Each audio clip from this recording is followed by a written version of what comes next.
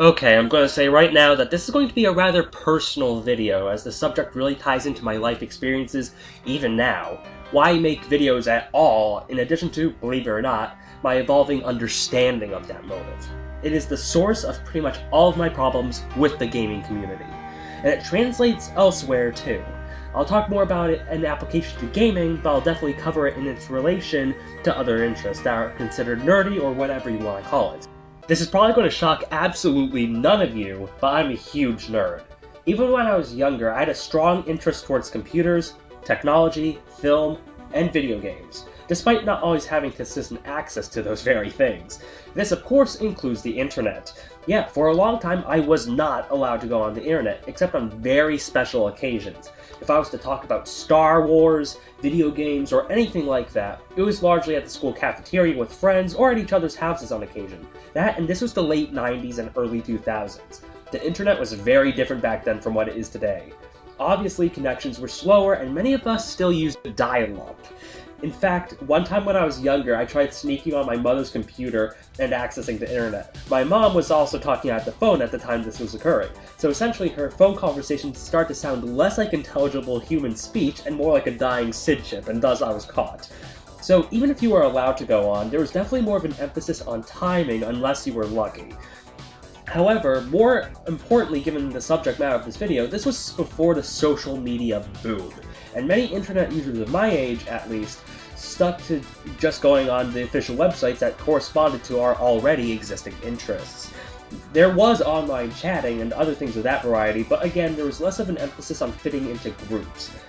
I started to get more internet access in the mid-2000s when YouTube was rising. Now I can make crappy videos in Windows Movie Maker, upload them for the world to see, and hear what other people had to say. This is where things start to get ugly. Before now, I was used to conversations with my friends, and while loving video games was a common trait, among others, we often liked very different games. I was into Pac-Man World 2 and Star Wars Rebel Strike on the GameCube. One of my friends was into Ratchet & Clank, Jak and Daxter, and other PS2 classics. Another one of my friends was really into Sonic and James Bond games. Yeah, you get the picture. The point is, I just wasn't used to the kinds of mentalities that I would encounter when communicating to people online, and as social media grew more and more, these mentalities became more prevalent even off the internet and in person.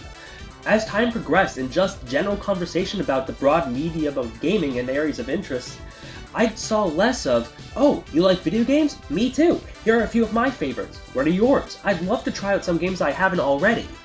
And more of, implied or directly stated, oh, you like video games? As a video game lover, you are hereby obligated to love and display unhealthy affinities towards these specific games. By extension, it is your duty to violently bash these games. Whether or not you've actually played them is irrelevant. Just take what we say for granted and you'll be fine. However, if you deviate from the norm at all, then you don't belong. You're not a real gamer. Though the latter is stated less eloquently and is often littered with incoherent applications of gratuitous profanity. At this point, even our subjective feelings towards a game were judged as either correct or incorrect based on the views of the majority, or the people who were speaking the loudest, which we'll talk more about later. It is wrong to like this game, and it is wrong not to like this game. Even as a stupid preteen, I resented this, but admittedly not initially. At first I followed along, especially in areas where I wasn't as familiar with the subject, but was still very interested, like with the library of the Nintendo 64. So what changed my position so radically? Well, it was gradual, but it all started upon actually owning The Legend of Zelda: Ocarina of Time. Now, many people know my position on this game, but I'm going to talk about my actual experience with it, which may be different from what you might expect. After hearing what everyone had to say about it, I wanted to play this game really badly. I played it briefly at my uncle's house, and through the demo in Super Smash Bros. Brawl, and I was actually really into it. I then got the game on Wii Virtual Console, and while my initial reaction lasted for a little while, it faded away, leaving me to just look at the gameplay. Now, this happens with a lot of games for me, where the sheer novelty of playing it, or what it's like, will wear off, and I just won't be as entertained. Now, a lot of this is because I've played so many games that it takes more to truly grab me in comparison to some other gamers. However, this isn't inherently bad, and it can allow me to look at the inner workings of that game and analyze it more in depth, which can actually improve my opinion of the game. In this case, it really didn't. the more I played, I just got more annoyed. Assuming that this was just because I was playing the Virtual Console version, I got the original Nintendo 64 cartridge, and no, I was just as annoyed there. Years later, I started to question if my annoyance was because of how people reacted to the game, and others who didn't like it as opposed to the game itself. So, I sat down and played through the game again with a fresh mindset. I filtered out any of my prior thoughts and anything I heard from other people so I could just look at the game itself. It could be good, it could be bad, it could be mediocre. It could be anything. I also decided to use my growing knowledge of game design to analyze it just in case that my subjective reaction would be different from my opinion of the game's actual quality. This also helped because at the time I was starting to make my most ambitious game yet, so I was learning a lot about this sort of thing while playing it again and evaluating it. To provide an example of my subjective response being different from my own opinion of the game, Metroid Prime isn't exactly my cup of tea, but it impresses the crap out of me, and I consider it to be the best GameCube exclusive that I've ever played, despite enjoying Rogue Squadron 3 significantly more. However, I absolutely hated this game. The decisions that these game designers made are some of the most incomprehensible that I have ever seen, and I wrote a whole review about that. If you like the game, that's fine by me, but it's just one of my most hated by far. If that wasn't enough, shortly afterwards I found a game where my feelings were essentially the inverse of Ocarina, Lair for the PlayStation 3. I've liked Factor 5's work ever since I started playing games, so when I decided to get a PS3, this was on my list to get. Going in, I didn't know what to think though. On one hand, this was by Factor 5, who had made some of the best games I have ever played. On the other hand, this game got a lot of hate and is their worst received game by far. So, did I base my expectations off of my love for the company, or the reception that it got? Neither. I went in with no expectations whatsoever, just allowing the game to be anything at all, and it totally blew me away. It's actually one of my favorite Factor 5 games, as well as games in general. Despite some of the special moves being a little unresponsive, the motion controls worked great otherwise. Though, if you still don't like them, there's an option for analog controls in the update. However, that's not why I liked it. It had me questioning game design as an art form. Instead of just using cutscenes, dialogue, and atmosphere to convey emotion messages and so on, this game uses the gameplay. In fact, the Firestorm stage is my favorite moment in all of gaming primarily for that reason. I bring both of these games up because this is where I experienced the whole "you're not supposed to think that" mentality the most. Ocarina of Time is indisputably the best game ever. Don't question it. It's what everyone else thinks. If you don't like it, you're a COD fag. Lair's a fucking disgrace. Don't question it. It's what everyone else thinks. If you like it, you're retarded. The funny thing is that when in this circumstance with Lair, I have asked in response on occasion, in all honesty, have you played the game? But the answer, of course, being no. It was at this point where I noticed that people weren't just shoving into your face that the majority opinion is the only right viewpoint, but in cases like this, those people haven't even played the game of subject and were just following the crowd for the sake of fitting in. Also, this mentality wasn't just limited to these two games. I saw it everywhere from that point forward. With almost every game with a majority consensus of any kind, you weren't allowed to feel any different or even think for yourself. You're supposed to just think like the crowd. It is your duty as a gamer. As a result of all of this, my faith in the gaming community had all but died, and it would have completely if it weren't for some of you guys. I highly value the comments you leave and the conversations that we've had. More and more over time, I saw people who had similar issues with the community that I did, and whether or not they agreed or disagreed with what I had to say, regardless of whether their viewpoint was more commonly heard or less common, instead of shutting each other out, we talked about it. We discussed, and we shared what we thought and why, while still respecting each other.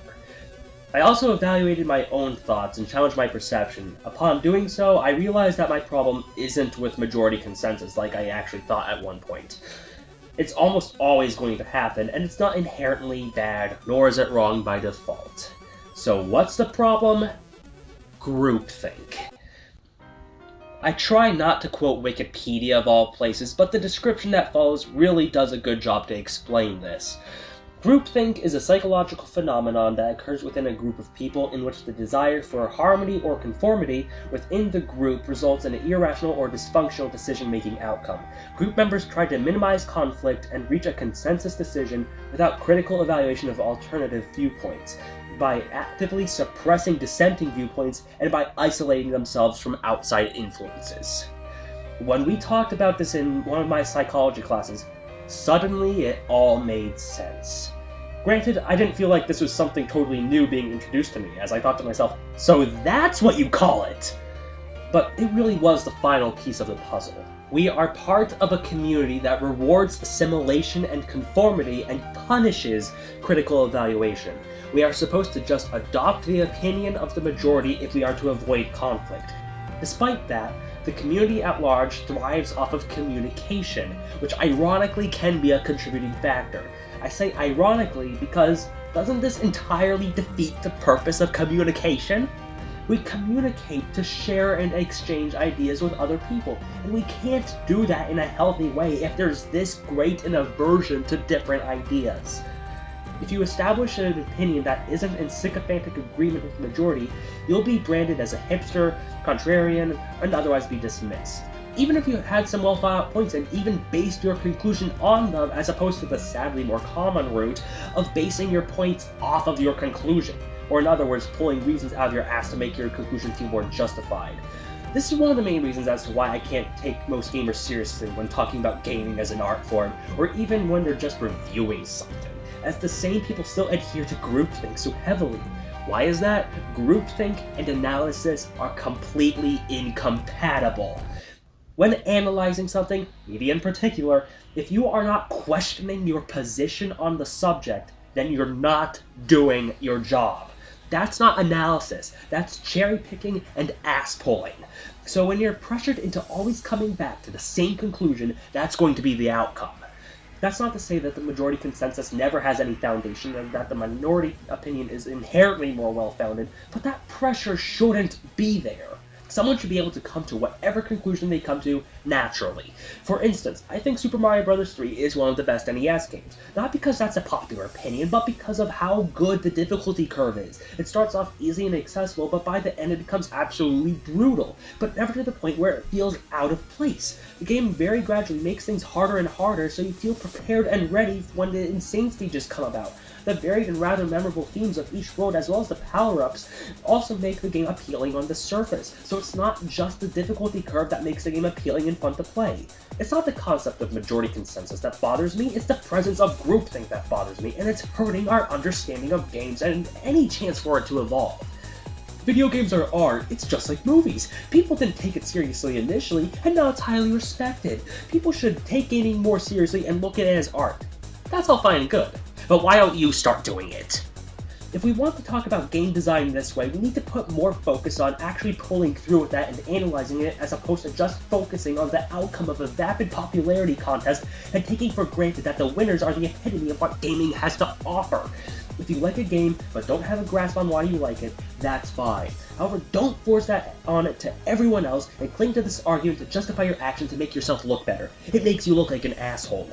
So, what's the outcome of valuing groupthink over analysis when talking about gaming? Well, we're simply narrowing our horizons instead of expanding them. When there's this huge drive towards, these are the only games that matter, Zelda matters, Mario matters, oh, you want to talk about this other game? That game doesn't matter. Pac-Man World 2 doesn't matter. Turrican doesn't matter. If you praise any games that don't matter, allow me to direct you to the games that do.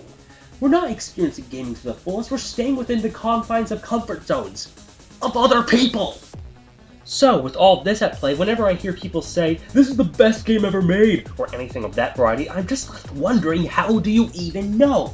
There are so many games left to be discovered, and yes, while there are those that are worse than anything most people in the community can imagine, there are those that are better than anything people in the community can imagine. I've been talking to many people about all this to put my thoughts into perspective. Now, this is nothing out of the ordinary, I do that all the time. I bring this up because an online friend of mine said this. It's just so silly almost to see how people seem to go so far out of their way to enjoy specific games rather than just enjoying games themselves. Heck, this even comes down to genres and styles of gameplay that you like. Oh boy, we're getting Metroidvanias, Banjo-Kazooie revivals, Mega Man-style gameplay. What kind of gameplay would you like to see revived? Maybe a new F-Zero or a Star Fox? Well, I'd actually really like to see another game in the Rogue Squadron style. Or maybe a game that takes the Turrican style of level design and translates it into the third dimension. I mean, there's so much to do with that. What the fuck? I guess I shouldn't have said anything.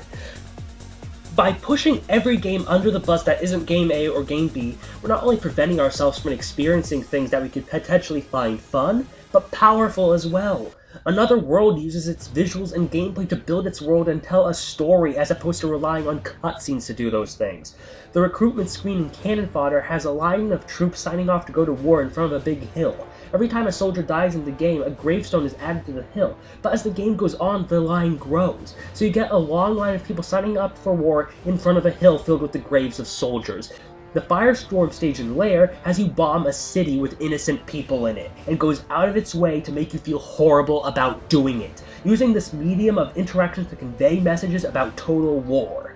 Ocarina of Time, on the other hand, now this is where shit gets good. This game has you fall through floors without warning, harming you in the process, if not killing you, thus punishing the player for not knowing what the game doesn't establish. An entire dungeon is based entirely on this design choice, and the only ways to avoid it are to somehow know where everything is beforehand, or to get an item that allows you to see through all the fake walls and floors. You get this item by beating a boss, which you find by navigating the very dungeon that punishes you for navigating it.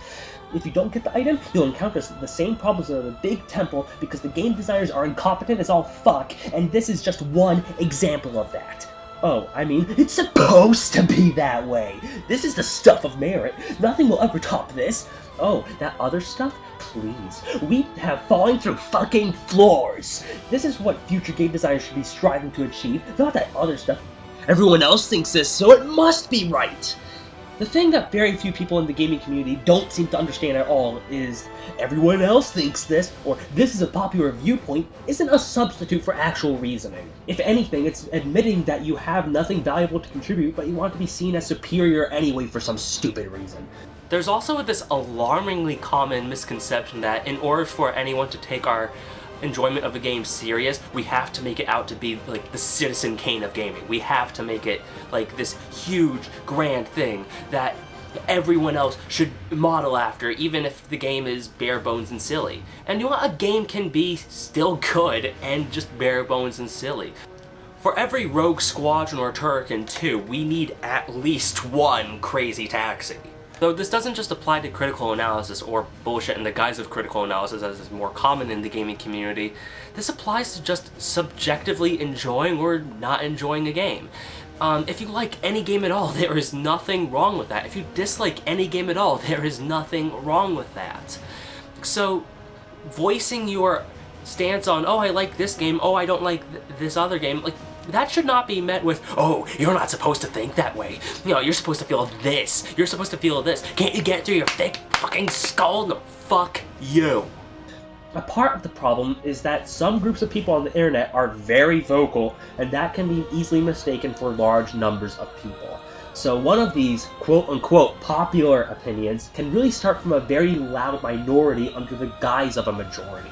But with groupthink, that minority grows and actually becomes that majority. So many people only think this way because others do, and you want to be very careful about following along with what you hear. Otherwise, this could be the voice that you're following. Zelda! After rocks! Which way you go? Good times! Also, many reviewers and content creators online have a lot of influence over how people will think about and look at games, even if their observational skills are minimal if non-existent. If they're funny, or like and dislike the right things, then that somehow makes them a credible source of information. Don't get me wrong, I have nothing against many of these content creators as people, but I do take issue with how reviews and other videos displaying an opinion are looked at, especially when the source has that kind of a following. Too many, these videos are a means to silence debate. Oh, you can't like the Star Wars prequels, watch the Red Letter Media reviews, Plinkett is God!